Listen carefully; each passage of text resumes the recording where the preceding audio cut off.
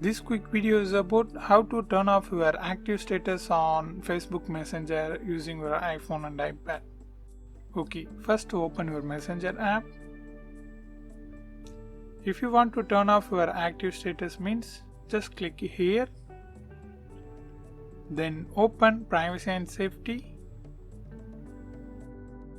And under what people see, you can see the option Active Status. Open that. Yeah. Now here you can see the option.